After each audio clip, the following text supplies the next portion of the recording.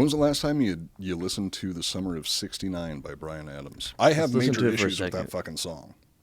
What's wrong with it? It doesn't make any goddamn sense. Everything in that song is a fucking lie.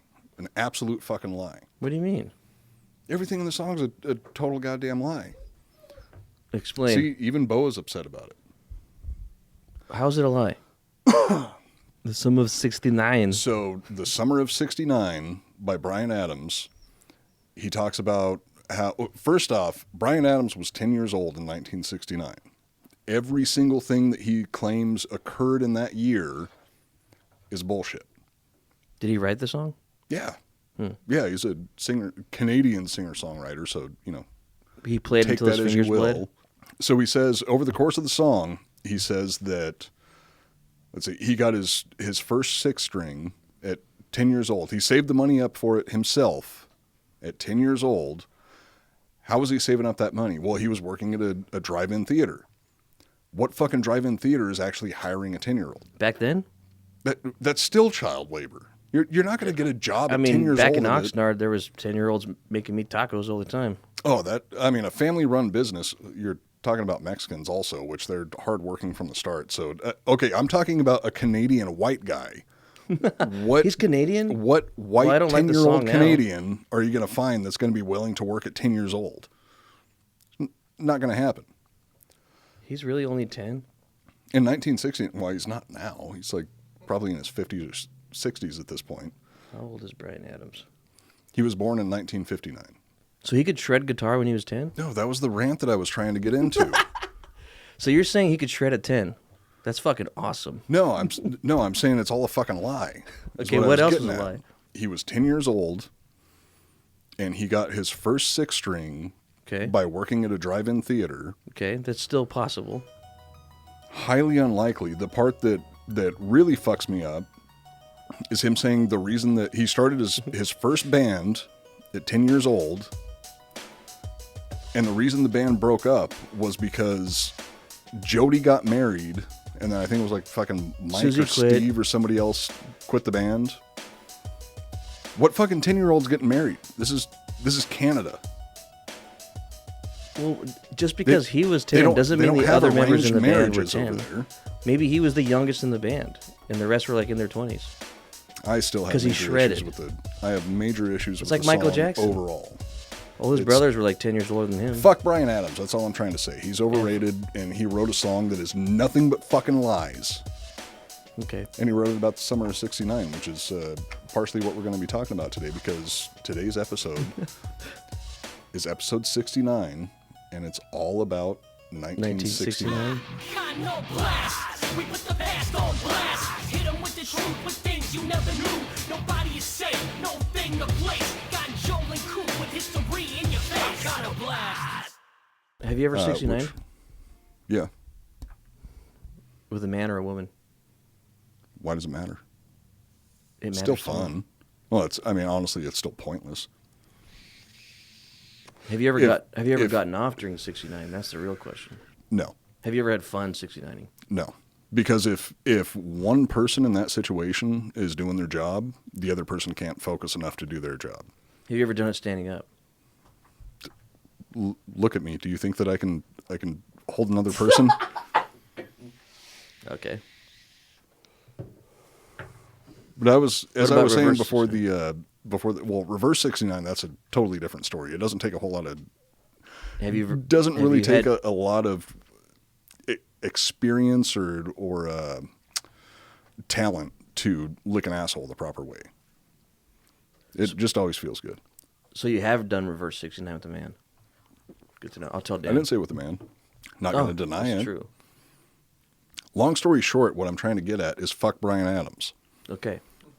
I respect that. Summer of '69 is nothing but a lie from start to finish, and he made it all up just to be a 69 joke, which is pretty much what the concept of this episode is. It's episode 69, so everything is about 1969. Okay. Why 1969? Because there's a lot of other stuff that happened. I looked through, because this is episode 69, I looked through 69. every year back to 69 AD to figure out like interesting things that happened in the year that ended in 69. Yeah. Once I got to 1969, it turns out that there's way more interesting shit that happened in 1969 than pretty much every other year that ended in 69 throughout history. 69 AD was the year of the 4 emperors for Rome, which is interesting, but that's like an cool. entire episode where it's like trying to do 69 AD in a single episode is like trying to compress the entire story of Game of Thrones into 60 minutes. It just A medieval show that everyone fucks each other and kills each other. Yeah. Boom. But try to compress that into 60 minutes and have it land the same way. 69 minutes. Well, in 69 minutes. Should we actually aim for making this episode 69 minutes? Yes. Oh, where's the hourglass? Here it is. The fuck? Oh, okay. I got scared. Yeah, let's try to make it 69 minutes. Yeah, at what point in this hourglass is it 69 minutes? After it's over. Joel's going to know. Yeah. But regardless, welcome to the Iconoblast Podcast. This is the show that takes a look behind the public facades of famous icons to show you why you can never take anything at face value. I'm Coop. That's Joel. Everybody knows it. What up? So Have you ever 69'd? Yeah, but that's what we... Oh, no, I was talking to the audience. Sorry. Oh, okay. If you have, then everybody knows that it's, like, in my opinion, one of the most boring sex positions that you can go with. I'm gonna do something. You can't divide your attention. Like, one person needs to be focusing on one thing, one person needs to be focusing on the other thing. If one of the two people is actually doing their job right, it's not gonna be good for the other person. I think everyone knows once you become a grown adult, 69 is not any fun anymore. When you're a kid, you think it's fun. Like, if we're just gonna be honest, like 69 is stupid. Yeah. But I just really like the number. It's my favorite number. I think anybody who's ever listened to the podcast before or any other show that we made appearances on knows it's your favorite number. It comes up a lot. Yeah. That's why we're focusing episode 69 on is about 69. 69. I'm sorry, by the way, for making you do the research on something you don't care about. No, the cool thing about this is, like, I didn't realize how much awesome shit happened in 1969. Like, I think that in the history that has been properly recorded, the year 1969 is one of the most interesting years. Especially the stuff that we're going to talk about at the very end of the episode. Mm-hmm. One of the most influential events in modern history, in my opinion. It happened in 1969? It happened in 1969, but that's what we're going to talk about at the very tail end of the episode. That's what I capped everything off with. Sick. Because our show comes out before the Wednesday show of Drinking Bros, I'm going to be naughty and I'm going to do something right now. So right now, which is, I'm filming with my phone. If you're watching on YouTube, you'll see what I see. If I pan over this way. Ooh, we're not giving anything away, are we? And then, last Row Lopez is here. And look at this. Last row, who was that beautiful woman on your hip? That Hillary Clinton. Hillary S. Sandra Clinton. Hillary S. Rodham Clinton. So I'm not going to actually say what it is because we don't want to spoil everything. But if you're watching on YouTube, you'll see what it is. All right, I'm going to cut that. So I'll cut to my phone footage. Anyway. Are you sure that's not going to jump the gun? It is going to, but I'm doing it. I'll take the responsibility for it. Okay, it wasn't my decision. If you're an Iconoblast fan, you get to see this shit first. You know what I'm saying? 1969 was a big year in history, not just for the Canadian crooner Bryan Adams, but for the entire world. You really hate Bryan Adams. No, because when the first thing that I thought of when I started putting this episode together, I was like, oh, the summer of '69, like one of the greatest songs of all time written about 1969. And then you found out it was. And I started looking into it, and it's all bullshit. Because Bryan Adams in 1969, Bryan Adams was 10 years old. Literally everything that he talks about in that song is not possible for a 10-year-old to accomplish. It's debatable, but you're right. I'll give it to you. You know what? Well, by modern moral standards, everything that he talked about in that song is not something a 10-year-old can accomplish. Okay, I agree. He works at a drive-in theater. Bryan Adams is a liar. Works at a drive-in theater long enough to save up enough money to buy a guitar, which I had to work at a Quiznos for like 6 months when I was 15 years old to buy a guitar. Well, guitars were cheaper back then. No, they weren't. They're the same. No, fuck not Bryan getting back Adams. into this. I don't hate Bryan Adams as much as I hate Floyd Mayweather or as much as I hate Roman Polanski or Woody Allen. Any of these other major figures that I obviously fucking hate. Bro Avocado. Yeah. He's definitely near the top of the John list. Lennon. Did I you think mention him? John Lennon might be at the top of the list. John Lennon comes up a handful of times in this episode. Who do you hate the most? Like if there was who's the person at the top of your list? Not living anytime, or I mean living or dead or any time. Throughout Who do you hate the most? any point in history, I would say Who's that Coop's most wanted? I hate the historical figures, the recent historical figures that are still celebrated, even though they shouldn't be. So that would make it kind of a tie between, which is kind of a weird tie. It would be a tie between like John Lennon, Che Guevara, and maybe Mao Zedong, which I think Mao Zedong. Does he deserve an episode? But everyone knows he sucks, right? Part of the show. No, is like apparently not. Anybody showing... who's a Marxist is going to think that Mao Zedong was just misunderstood. What's a Marxist? Communist. What's a communist? For the viewers that don't know. That is a very long conversation. Do they 69? If I get into that, it's gonna take up the entire episode, and we have 5 pages to get through today. If you could make Mao Zedong 69 and suck on a dong, who would it be? Floyd Mayweather. They'd have to suck each other's dongs. No, because if I made Mao Zedong suck Floyd Mayweather's dick, that would just give Floyd Mayweather another reason to be proud of himself without learning how to read. I would say that Che Guevara would be very close to the top of the list, just because people still celebrate him. That doesn't make any goddamn sense to me. Yeah, maybe it's fucking dumb. They don't know better.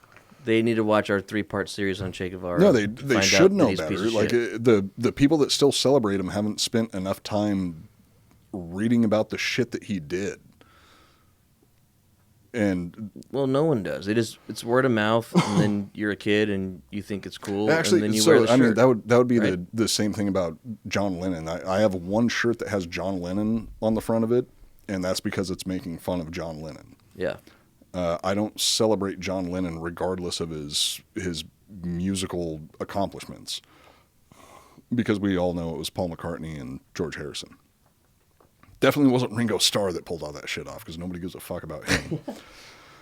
On January 2nd, 1969, Australian media baron Rupert Murdoch purchased the largest selling British newspaper, The News of the World. Murdoch.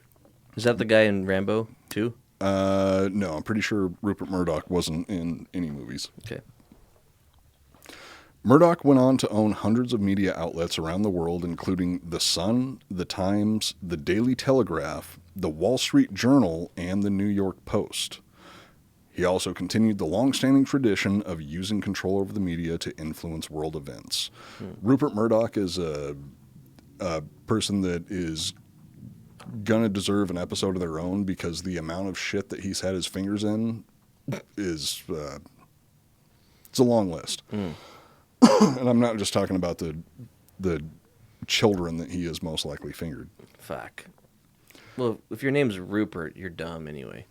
But his last name's like Murdoch. You're nerdy. But Murdoch is my favorite word. It's my favorite name. Exactly. So he has the worst name and the best name at the same time. It's kind of like 69. Yeah, it's hard. Rock hard. A couple weeks after Murdoch purchased The News of the World, a student in Central Europe protested. Actually, I put this entry in here specifically for you and for somebody else who is going to understand the reference. Oh. A couple weeks after Murdoch purchased The News of the World, a student in Central Europe protested the Soviet invasion of Czechoslovakia by doing his best impression of Johnny Storm. And that's for the Marvel fans. On January 16th... Who's Johnny Storm? Is that The Rock? The Human Torch. Human Torch, copy. On January 16th, 1969, Jan Palach set himself on fire in Wenceslas Square in Prague, ultimately dying from his wounds 3 days later. Palach's funeral turned into a large-scale protest against Soviet occupation and inspired multiple other activists to emulate himself in self-immolation. Wow. Set himself on fire. That's tight. It's fucking horrible. What are you talking about? That's Guy pretty literally cool, just man. doused himself in like gasoline or kerosene and set himself on Hey, fire. I mean, if you're stoked, like, if that's what you want to do, I'm not going to stop you. 1969 was a big year for hating commies, both in Europe and the United States. Mm-hmm. January 20th saw one of the most commie-hating presidents in history sworn into office. In January 20th, 1969? January 20th, 1969. Sick. Richard Milhouse Nixon. Nixon. Nixon. His middle name's Milhouse? Yeah. That's the same thing that I thought when I found out what... I knew it was Richard M. Nixon. I didn't know it was Milhouse. What a pussy. Nixon deservedly gets it. Do you have to... You got to crack open a hard AF right now? Do you want one? No. Why not? Because You're intimidated by the hard They AF. are too fucking strong, dude. You didn't drink one on the last show, too, because you're worried about it, because you have to drive home. Well, I have to drive don't home, be- and I have don't be to afraid. actually be able to talk. Have a hard AF. It's okay. All right. Just have one. All right. Pass it over. Here, it's peach, the best one, in my opinion. I could eat a peach for hours. That was a Nicolas Cage quote. Wait. Well, his character was Castor Troy. Castor Troy. He was born in 1969. He might have been. Yeah. Nixon deservedly gets a lot of flack for being a corrupt politician, but in reality, he wasn't as good at hiding his corruption as other politicians. That's kind of one of the things about Nixon is... He was open. He was honest about it. Well, no, he just got caught. He wasn't even trying to be honest about it. It's just he's the one that got caught. Due to the infamous Watergate scandal, Nixon became the only president in U.S. history to resign from office on August 9th, 1974.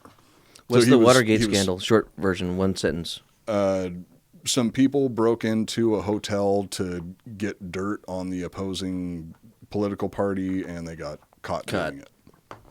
Oh, because of Forrest Gump. Yes. Yeah, I remember that. Tom Hanks was the one that blew the lid off the whole yeah, operation. saw it happen. Tom Hanks is Deep Throat. I had 69 with Forrest Gump. Tom Hanks or Forrest Gump? Forrest Gump.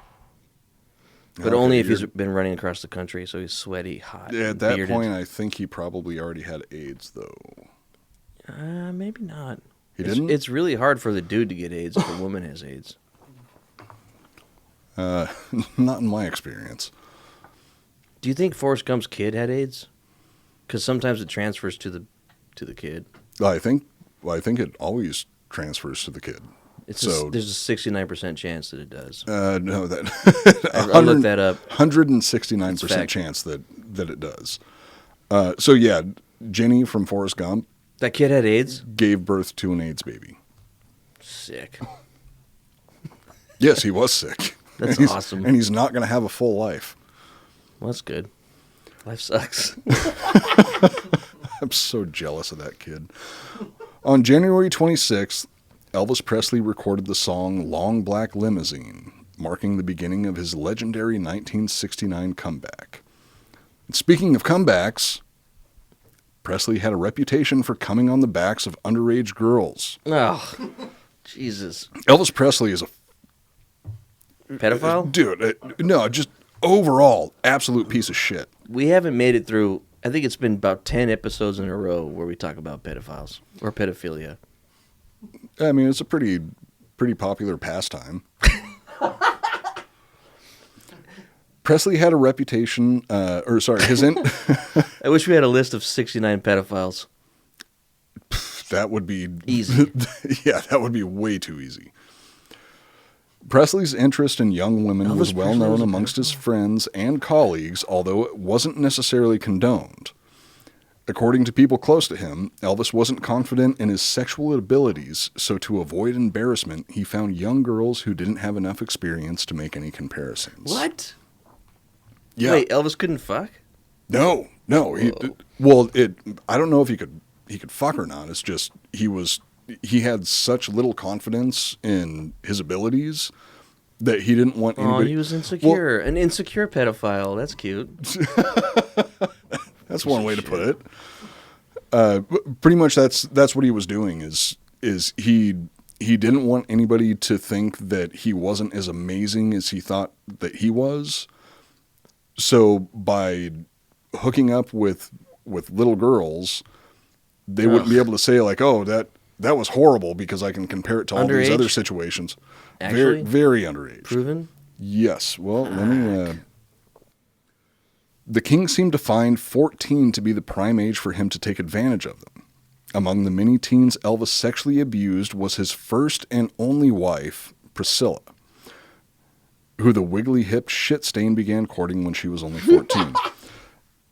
That was like, it was a well-known thing amongst his inner circle that like 14 was pretty much the cutoff age, because at one point I think it was his manager tried to set him up with Natalie Wood. Natalie Wood was 18. Elvis I've never had a conversation with anybody ever that was saying that Elvis is a pedophile. This is a first for me. Elvis isn't just a pedophile. He's a wounded artist, but no, he's also a piece of shit.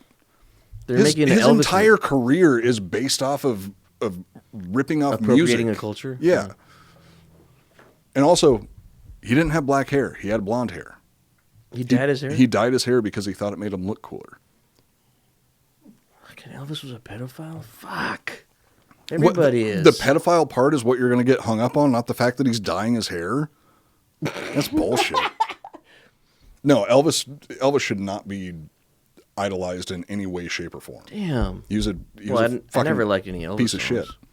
I mean, he's got a handful of good songs, but it's not like he wrote them. I never liked him. All he did, like he was a mouthpiece for a studio. For Tom Hanks, apparently, because that new Elvis movie's coming out. You haven't seen the trailer? Oh, I thought you were talking about Forrest Gump. I was like, wait, so Elvis fucked the mouth of Forrest Gump when well, he was maybe a because little kid? actually, when Forrest Gump was a little kid, Gump taught him how to dance. And probably got fucked. And since Elvis was his mouthpiece, since Forrest Gump was his mouthpiece, he fucked his mouth. Holy shit, dude! That's how Jenny got AIDS.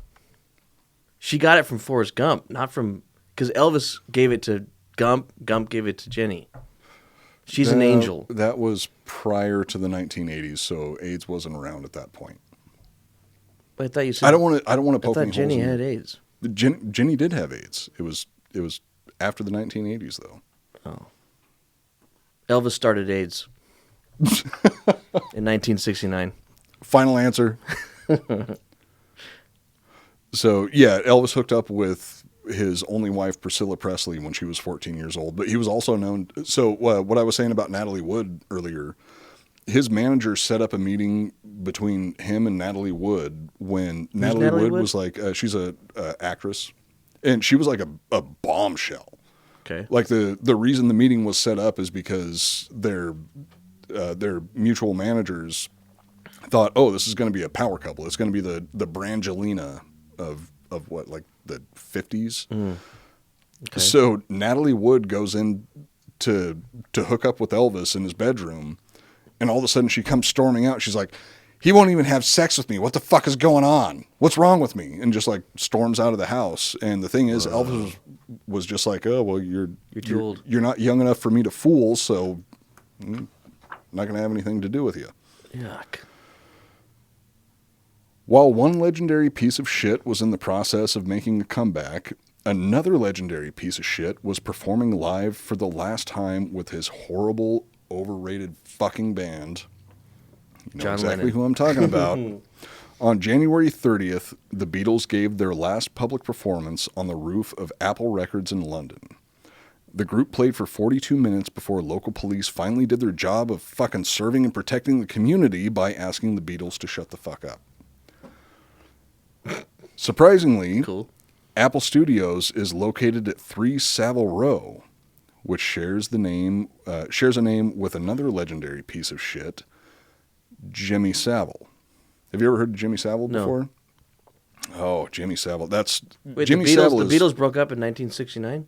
That was when it was first announced. And, well, if you talk to John Lennon was the one that broke up the Beatles, but really it was Paul McCartney that broke up the Beatles when he left. Because Paul McCartney and George Harrison were the songwriters for the Beatles. Like, they were the ones that Wrote the shit? They were the ones that had all the talent. John Lennon was just a front man. He could kind of sing if you think that John Lennon has a good voice. But there's plenty of singers throughout history that have horrible voices and still become famous because they have good music behind them. Yeah. Was John Lennon a pedophile? I can't imagine that he was. Probably was, but he's just a wife beater. And a child beater.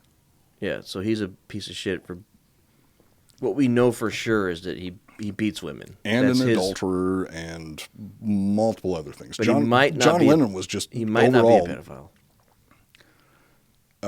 I can't, off the top of my head, I can't think of any time that John Lennon had sex with a child. But if he didn't, I would be absolutely blown I'd be away. surprised too. Yeah. So anyway, talking about Jimmy Savile, the DJ and television personality began hosting a discussion program called Speakeasy in 1969. A well-known but unspoken secret in the entertainment industry was Savile's hobby of raping children. No, and that didn't become like public knowledge until after he died. But he used to have a TV show, I think it was called Jim'll Fix It or Jimmy'll Fix It, where it was specifically him going and using like his insane amounts of money to help children. Mm-hmm. Well, behind the scenes, he was fucking all of them. Ugh. Maybe not all of them, but a lot of them. Or maybe all of them. Maybe all of them. They might not have just been able to. I've never heard this name. Come out and say Jimmy Savile. He was big overseas. Like he was big over in the UK. He never really mattered in the US, but overseas he was like I don't want to say Howard Stern, but he's like on that level of a public personality where he was just absolutely loved by everybody. And on radio, on television, kids? And big time. He was all like we talk about is people fucking kids. He was like Harvey Weinstein, dude, because episode 69 is supposed to be a fun people, so many people do it. There's nothing fun about history. Fuck. History is terrible. 69 is my favorite number, dude. I'm trying to have a good night. Well, it's not going to happen. God damn it. I'm going to get drunk. Ooh, whiskey. Sadly, instead of ever being punished for his crimes, Savile died at the ripe old age of 85 in October of 2011. It wasn't until after he actually died that it became public knowledge. And then it was like Harvey Weinstein. So with him, everybody in the industry knew about it, and sometimes people would talk about it outside of the industry, but as soon as Jimmy Savile died, that's when everybody was like, oh yeah, we knew that he was a pedophile the whole time. It's just he was such a. How is that a fucking thing? Because if you saw, we're best friends. If you saw me diddling a little kid's butthole in front of you, you better kill me. Yeah, I mean that's what the average person should do. It seems like that's not the case. Well, the same thing with Weinstein. Like Weinstein was a fucking rapist. But there's all these people that are thinking like, oh man, I know that this is wrong, but I'm trying to make some money and build up my career, so I don't give a fuck of these fucking little kids. I'll just after the fact I'm going to say like, oh yeah, it was horrible, but I didn't have any choice in the matter. Did Weinstein fuck kids too? I mean, probably. He he's a piece of shit. He fucked everybody. Yeah. But I mean, yeah, that's just how a lot of people in like the high levels of the industry handle it. You can have this person completely tank your entire career Or you can turn the other cheek, or not turn the other cheek, but look the other way while they're fucking children or raping people. Coop, did you find anything fucking cool that happened in 1969, or is it all bad? Wait until the end of the episode. The greatest event in human history happened in 1969. And no kids get fucked? Oh, God No. I promise that the episode is going to end on a high note. Okay. I promise. Okay. Because it's my favorite number. Anybody who is... There's from researching this episode, now 69 is my favorite number. Okay. Because the greatest event in human history happened in 1969. 1969 saw not one, but 2 assassins confess to their crimes. 69. That is if you believe the official stories. On March 3rd, Sirhan confessed to assassinating presidential candidate Robert F. Kennedy. March 3rd, 1969. Oh, fuck. I forgot. Sorry, it just threw me off. I'm sorry, Coop. But also I realize that this is kind of a tasteless joke. Robert followed in the footsteps of his brother John F. Kennedy by leading the fight against the mafia. He then followed even more closely in his brother's footsteps by getting fucking murdered. So the other assassin, on March 10th, James Earl Ray 1969. March 10th, 1969, James Earl Ray pled guilty to assassinating civil rights icon Martin Luther King Jr. Ray later retracted his guilty plea, insisting it wasn't him who killed the Reverend. Surprisingly, this is a sentiment that is shared by some members of MLK's family who believes King's death was the result of a government conspiracy. He was killed in 1969? Mm-hmm. Is this the big surprise you're talking about? No, I'm not even anywhere near the end of the episode. Have we gotten to the moon landing? The moon landing isn't even the biggest part of this episode. Neil Armstrong if you fucked a kid on the moon. Imagine what could possibly be more important and influential to human history than the first people to literally set foot on the moon. Wait, I thought it was the moon landing that was the surprise. There's something else? No, not by a long shot. If you're going to 69, like we just said in the ad, we should 69 on a ghost bed, right? That is the best place to do it because 69 is already a really fucking uncomfortable position. But if you're going to do it on a ghost bed. Yeah. I'm going to 69 you on the ghost bed when this is over. You're piece of shit. You're going to have to wrestle me first. I could take you. That's how it always starts. Lastro's in the room. He'll help me take you down. Okay, I am getting... Yeah. I have no choice in the matter, but I'm happy about it. The Iconoblast Podcast is presented by ghostbed.com/Drinkin' Bros. Ghostbed has been a loyal sponsor of the Drinkin' Bros for 5 years now, and everyone here in the studio is in love with their mattresses and pillows, and a lot of them have made love on their mattresses and pillows. Ghostbed makes their high-quality mattresses right here in the good old USA, and each mattress comes with a 20-year warranty. You can try a Ghostbed for 101 nights, and if you're not completely satisfied, which I have always been satisfied on a Ghostbed. Yeah. They'll give you $69 off if you 69 on a Ghostbed. That's not true. Oh. It's not part of the ad. We're not going to promise them anything that isn't actually true, but you will always be satisfied on a ghost bed. Coop will give you $69 if you 69 on a ghost bed. I'll give you his email. I will 69 you on a ghost bed, but I'm not going to fucking pay you for it. You can try a ghost bed mattress for 101 nights, and if you're not completely satisfied, you can return it, no questions asked. Their mattresses and pillows have cooling technology to help keep you cool at night, which is pretty beneficial if you're just fucking 69ing. All that friction. So technically, you could also try a ghost bed out for 69 nights and still get your money back, or 101. You can. Yeah. You can. You just got to tap out early. Yeah. Cowards. You can buy a mattress for around $35 per month, and they have no money down, 0% financing plans. Ghostbed also offers bundles so you can get everything you need in one convenient package, which Joel has a very convenient package. Thank you. Nice and compact. Nice travel size. Tight, yeah. It's an innie. Just choose from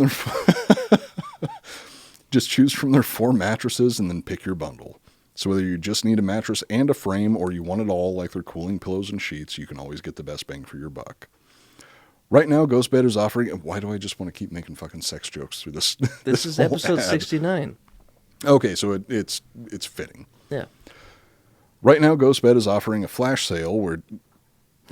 Yeah, I know there's a joke there, too. I got to get through this. Right now, Ghostbed is offering a flash sale where you can get 40% off when you buy a mattress and adjustable base, or 30% off of everything when you use the promo code Drinkin' Bros. Head over to ghostbed.com/drinkingbros to take advantage of all their awesome deals. Again, that is ghostbed.com/drinkin' bros. Ghostbed, sleep so good, it's scary. If you send Coop a video of 69ing on a Ghostbed, he will give you $69. You can follow him on Instagram at Coop Nukem, and he will send you $69. It depends if he doesn't, I will. It depends on who's doing the 69ing. 69, Why does that matter? 69ing is a verb, right? Who's doing the 69? Right? So would that make it a noun? Because I feel like it's a verb. I don't know what noun means or what verb means. Okay. March 20th, 1969 saw the 69. union of two of the people I hate with a passion. Dude, I love that the Arnold voice is getting you this time. It's getting through. It is so late tonight. We usually don't even record this late, and I've had a long day. I'm just doing my best to actually to do my job and be a host. And I know I'm going to look like an asshole. I usually do on this show. That's why people love you, Goop. Because you're a piece of shit. Is it? I don't know about that. You're right. Nobody loves you. I know my family doesn't. No, they do. They don't. Anyway, March 20th, well, they pretend that they do because they're good people. March 20th, 1969 saw the union of two of the people I hate with a passion, John Lennon and Yoko Ono. The two filthy, out-of-touch hippies went straight from their ceremony to spend their honeymoon protesting the war. Their version of protesting was lying in a bed for 2 weeks in a hotel room that costs as much per night as most people would earn in a month. Wow. And that was just the first of two, what do they call it, bed-ins that they did over the course of 1969, where that was their way of like, oh, we're going to make a difference in the world where we're just going to fucking lay in bed. In a bed. Yeah. That sounds nice. Not just lay in a bed. They're laying in a bed in like the most upscale hotels that you can find. Dude, we should protest the Ukraine war and lay in the ghost bed together and do nothing. I've been protesting the war in Ukraine for 69 years before it even started. Are Ukrainian chicks hot? Never mind. Go ahead. Absolutely they are. All right, now it's getting a little bit more serious. In St. Louis, Missouri, a teenager named Robert Lee Rayford died on May 15th, 1969. It's going to get dark again? Fuck.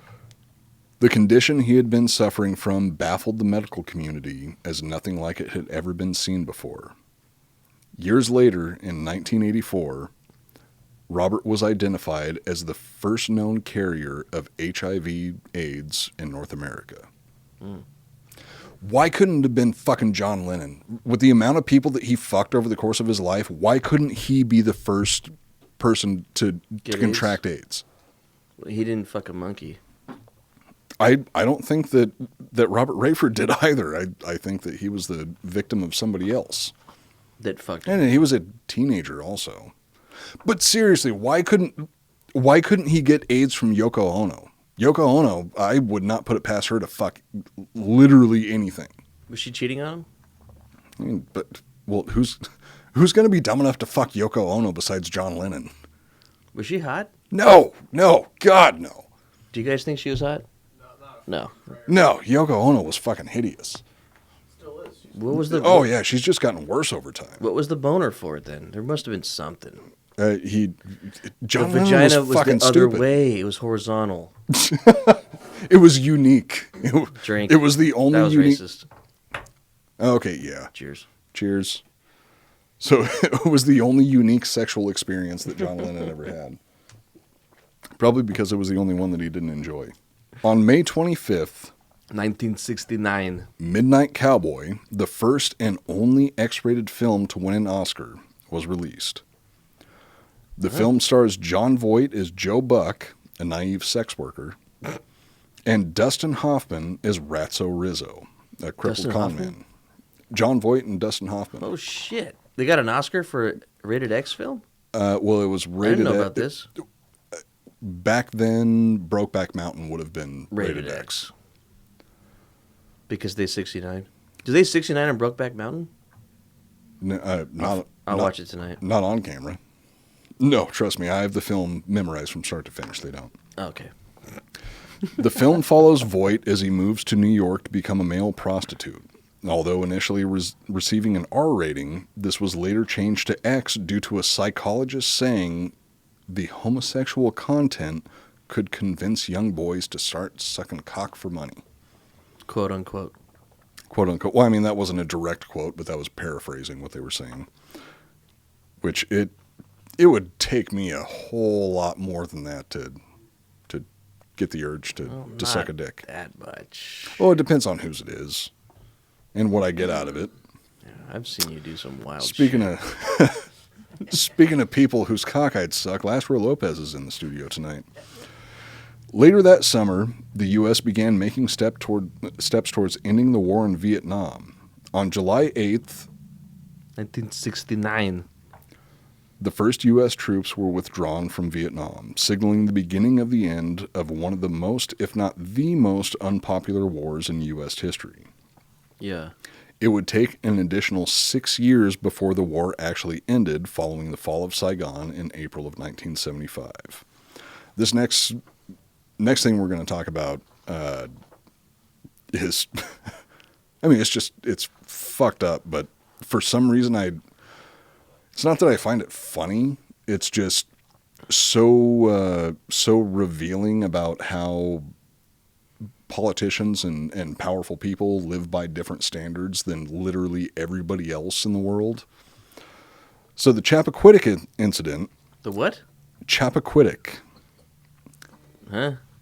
The Chappaquiddick incident was a car crash. Chappaquiddick was a car crash involving U.S. Senator Edward Kennedy, which proved that people who are rich and powerful can get away with pretty much anything. Early in the morning on July 9th... 1969. Sorry, I wasn't done yet. Oh. Early in the morning on July 19th... 1969.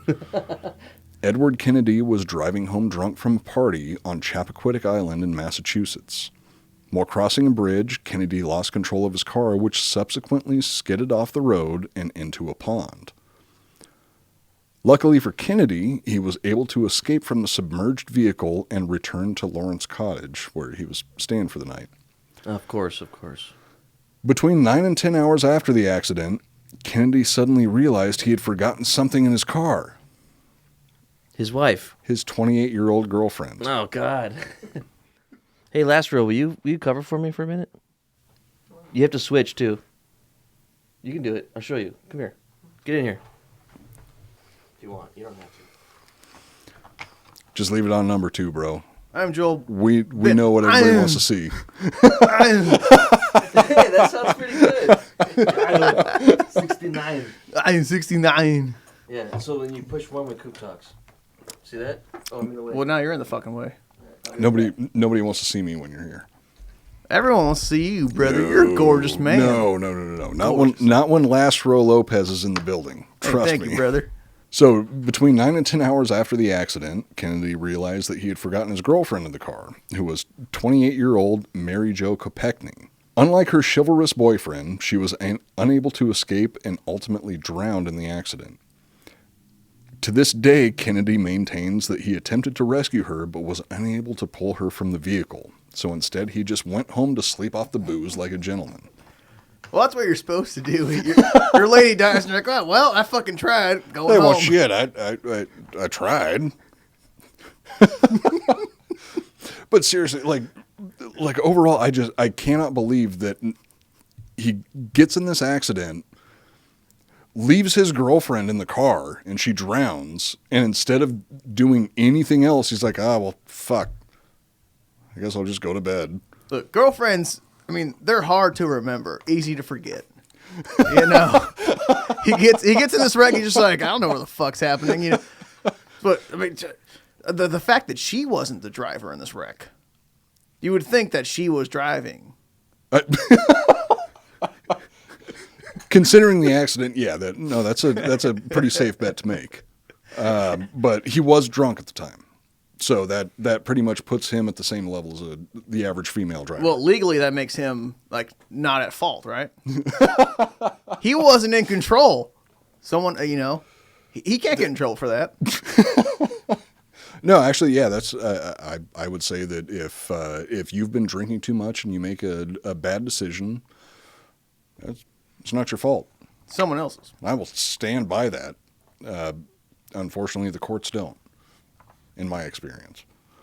The day after Edward Kennedy left his girlfriend to die in a pond in Massachusetts, one of the biggest events in human history took place. Not the biggest, one of the biggest. On July 20th, 1969... Shit, I should have let you say 1969. Fuck. Sorry, I'm still getting used to this. On July 20th... 1969. Neil Armstrong and Edward Buzz Aldrin became the first humans to step foot on the moon. The third member of their team, Michael Collins, was forced to stay behind in the command module, which is why I had to look up his name online, because who the fuck gives a shit about Michael Collins? Astronauts are fucking stupid anyways. Beginning a tradition that would continue throughout the rest of his life, on August 9th, this is going ahead a little bit here. On August 9th, director Roman Polanski avoided getting exactly what he deserved. While Polanski was working on a film in Europe, members of the Manson family broke into his home, murdering his pregnant wife, Sharon Tate, along with 4 of her friends. What the fuck? When I first heard about the Manson family murders, I had no idea that Roman Polanski was married to Sharon Tate. And also one of the heirs of the Folger, like the Folgers family. Yeah, she was there too, apparently. What the fuck? But Roman Polanski wasn't, and he was like one of the only people in that situation that should have been fucking murdered. Because Roman Polanski is a huge piece of shit. For those wondering why Roman Polanski should have been one of the victims, it is due to a horrible event that occurred later in 1977.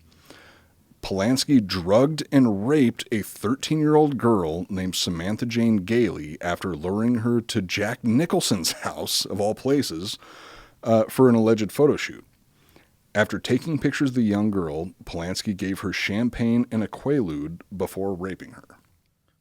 So this whole thing is about raping minors. I might have a preoccupation with that because that's like one of the things that if I'm going to talk shit about anybody, that's going to be number one. You got to talk shit on that because you're just not a good person, no matter what the fuck you do in life. Oh, you can cure every cancer on the planet, but if you rape, Sister Nancy's 7-year-old child, whoever the fuck it is, nah, you ain't good. You're not coming back from that. I mean, so. We've talked about it on the show before that if you try to compare anybody throughout history to modern moral standards, it's not going to be the same because if you have to compare somebody to the standards of their own time. Yep.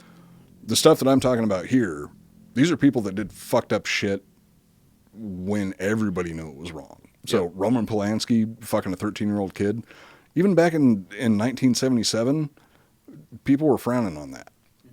Same reason that Jimmy Page is a fucking douchebag because he was fucking Laurie Maddox back in the 70s. Yep. So if you, we all know that.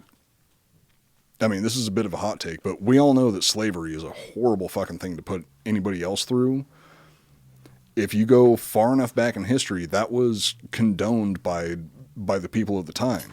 So it's like, how can you compare that to modern moral standards? It's always been shit, I guess. Yeah, and that's always been shit. Yeah, well, trust me, like 50 years from now, 100 years from now, we're going to be shit. Yeah, there's stuff that they're we're going to see us and be like, what the fuck were they saying? These fucking monsters.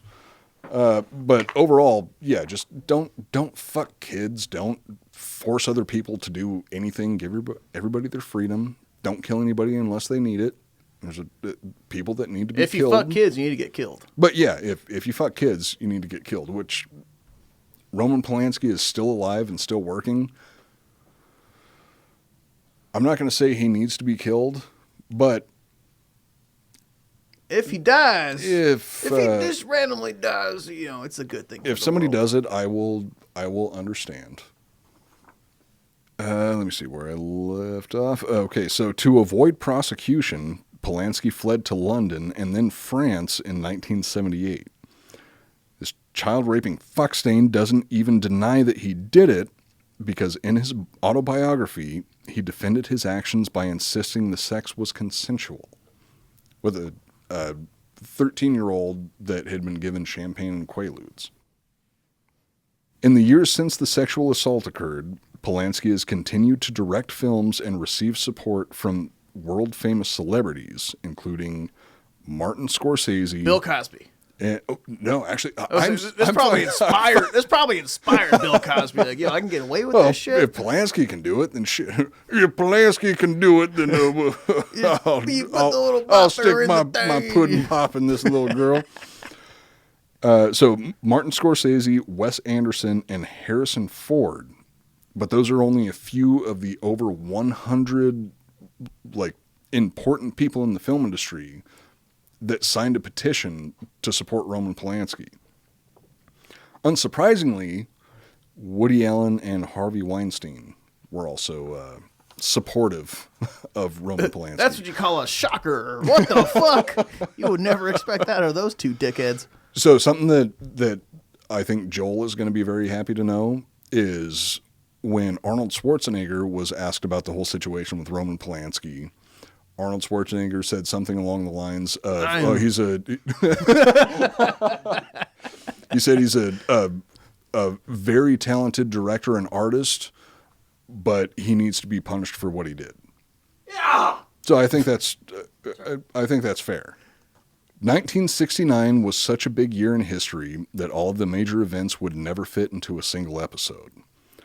Woodstock was held between August 15th and August 18th, featuring some of the most legendary musicians to ever grace the stage.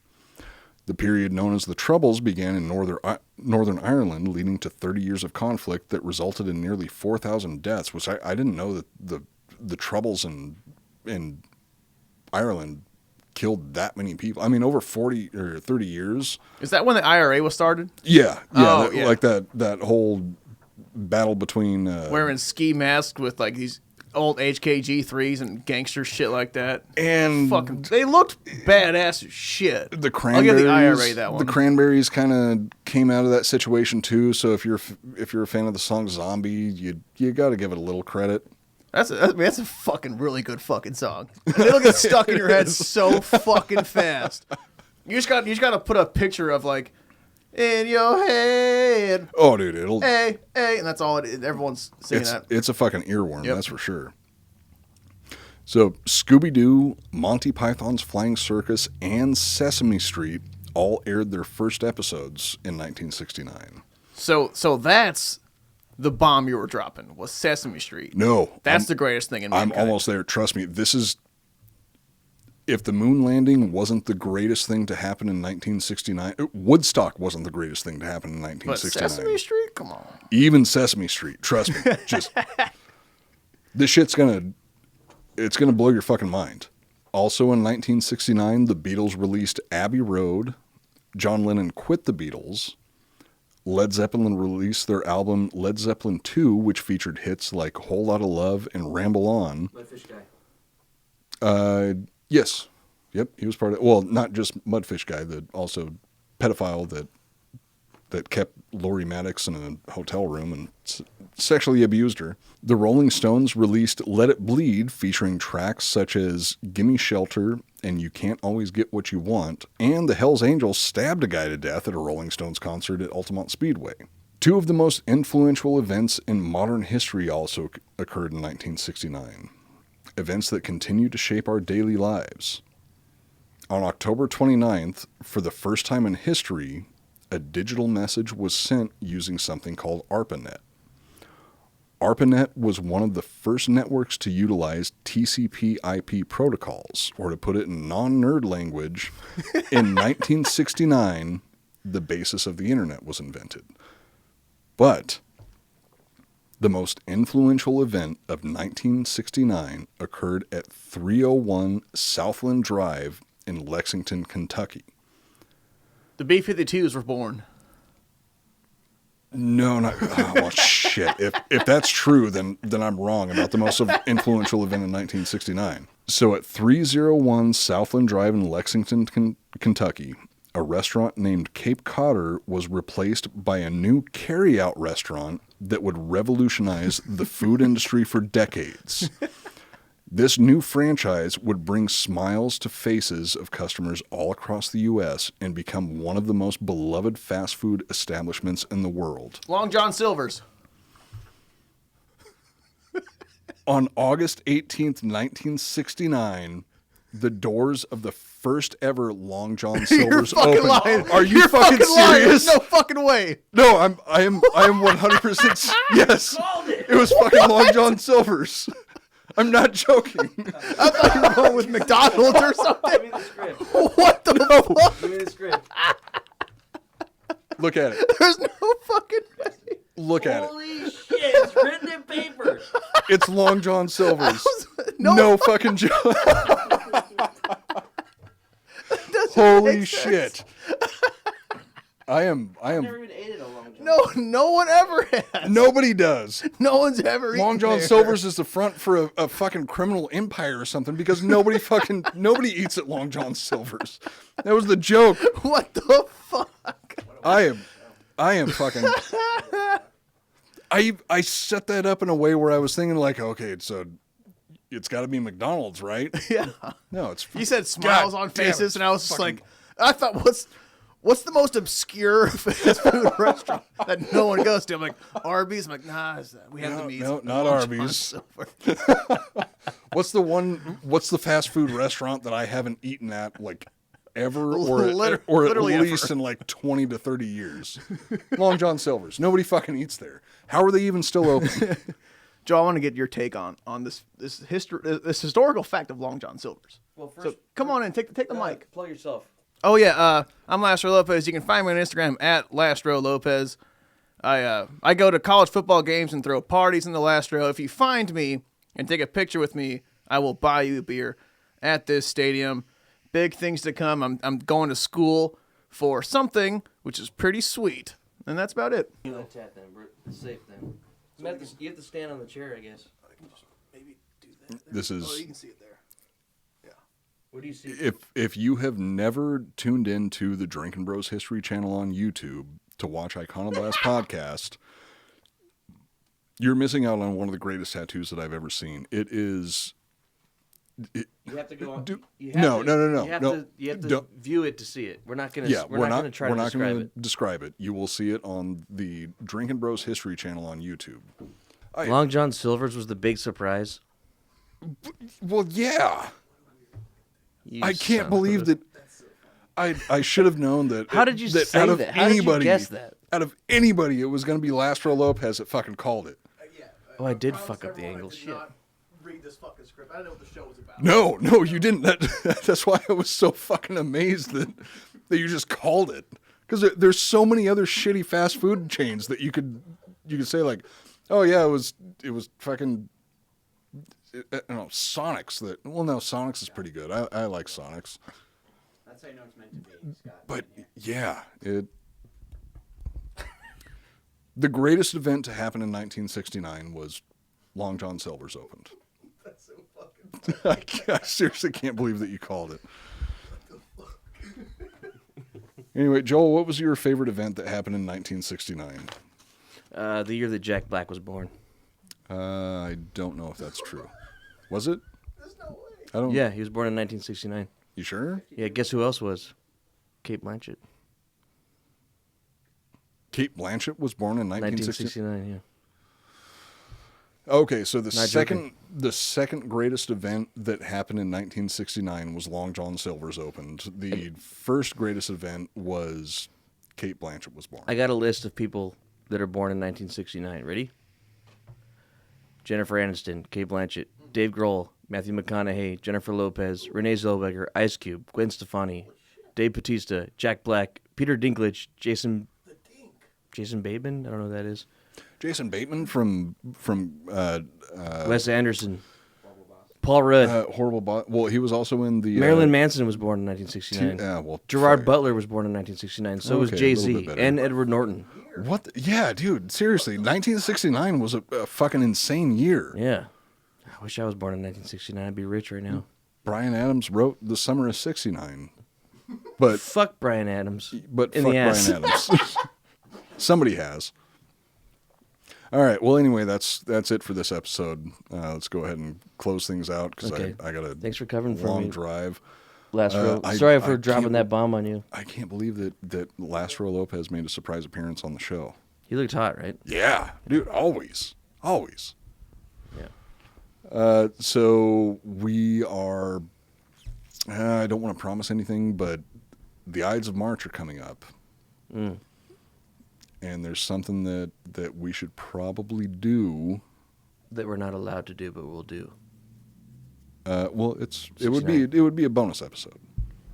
Caesar was 69 years old. Don't give it away. No, separate thing. Caesar was 69 years old when he died. I don't think he was. You don't know. You weren't there. Fuck you. Eat shit. All right. Well, join us again next week for another just shit show of a podcast. The worst show ever made. But that's what's fun about it. It's nice and loose, and we do our own thing. Coop, can I ask you a serious question real quick? Oh, God, please don't. What's 68 plus 1? Well, according to... I'm not going to get political. It's 69, Joel. 69. According to CRT, it's fucking math. It's racist. What's your favorite number? It's not 69. No, you told me earlier it was. No. You said now it is. You said it's already in this episode. When did I... I can't remember. Do you guys remember? He was like, it wasn't my favorite number, and now it is. I don't remember what I said. Oh, no. 1969 is your favorite number? Is my favorite number. 69 should be your favorite number because it's the year that Julius Caesar died, his age. No, it's not. He died in... Oh, Joel, you already know this. Something else. Guess who was born 69 years after Julius Caesar? Who? Jesus. Boom. That math does not add up. No, no, it does. It's 69 years after he died or born. I can't remember. Julius Caesar died on March 15th, 44 BC. And when was Jesus born? I mean, it should have been 69 years later. Boom! Guess what else is fucking crazy, dude? What? Kanye West and Pete Davidson were born 69 days apart. Boom. No. Fact check me, bitch. I'm going to. You know I'm going to. Yeah. Well, it's true. It's a fact. Iconoblastpodcast.com. No, I Wait, will. we don't have a website yet. If that's... No, the thing is, we do. We just haven't announced it yet. But yeah, that's it for this episode of the Iconoblast Podcast. We'll see you all next week. My name is Matt. Follow us on Instagram, Iconoblast Podcast. Follow me at Coop Nukem. Follow Joel at Joel R. Banner. And we'll see you next week. We'll see you in 69 days. I'm Matt Cooper. That's Joel. We're reminding you to never take anything at face value. I'm Joel Benner. Yeah, you want to go fuck yourself. Oh, you're Coop now. I'm Coop. I have big mustache. I'm Coop. Why does he sound retarded? No, hey, so your whole Caesar 69 Jesus thing. Mm-hmm. Okay, so Jesus was born in 0, right? He said 0. What happens after 0? It's not 1 AD because he isn't dead yet. Isn't AD like after born. death? Born. So, but what's the next after 0? What's the next year? If it's BC before Christ goes to 0, what's 1? 1 year after 0. That's not no one says that though, right? Yeah, but for Jesus, he just kind of pretends that he's only 1 when he's really 2. It's still 69 years later. I don't understand. That math doesn't add up. AD is Anno Domini. Caesar died when he was fucking like 55. No, he was in his 30s. 30s? No, it doesn't Late make any 30s. Nope, that don't make a lick of sense. No, it had to have been in his like mid-40s. Early 40s at the longest. Early to mid-40s. So if he's in the early to mid 40s, and he dies in what 44 BC? No, he died exactly 69 years before. No, he was born exactly 69 years before 0. But he died at like 44 BC, which means there's 56 years until Jesus is born. 55 years old. 55 years old. So then maybe it was. That's why I was confused. Maybe it was when he died. Maybe he died 69 years later. He died in 44 BC or some shit like that. Well, maybe it was like the first So time that's 56 years. Where's the 69 coming into this? Maybe it was the first time he had sex. I don't remember, but there was some point where it was 69 years later. The first time Julius Caesar penetrated Cleopatra Was 69 years before 0. Jesus was born. Yeah. But also, what happens after 0?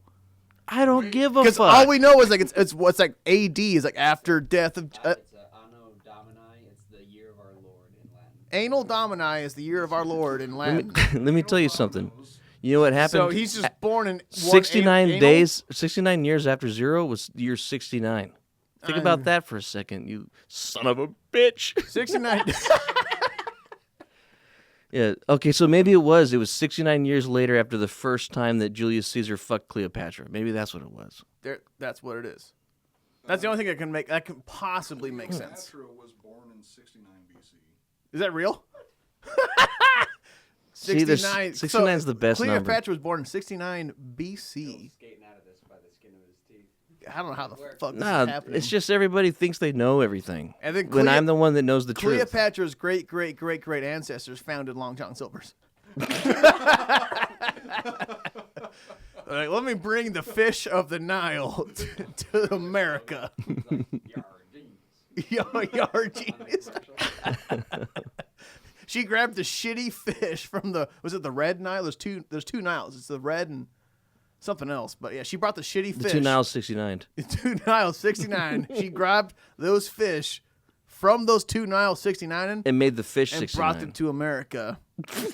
and Long John Silver was created. 69. She's the At real year Columbus. 0.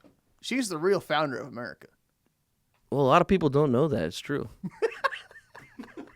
She crossed This is the a Nile. history show. These are facts. She crossed the Nile all the way to America. The Nile used to be like you take a boat, like a river raft show. It was like fun, and then you'd be in America after. That's historically accurate. You take a nice, they call it a booze cruise back in the day. You booze cruise the Nile, then you're in America. The only logical thing to do after you booze cruise to America is open up a fast food chain. Yeah, but then You meet the pilgrims and you're like, your food is too slow. that's true. And I the brought reason this why fish from the Nile really quickly. this was way back when the continents were still close together, and that's why it didn't take that long. And now they're separated and all that shit. Back in the day, it was called like quick pick food. Now they're like, well, how do we change that? Fast food. Yeah. So back in then, Cleopatra invented quick pick food and Long Yeah. John Silver. Get your food in 69 seconds. Fast food had a different definition back when Pangea was still. Get your food in 69 seconds, or your child gets raped. Okay, bye everybody.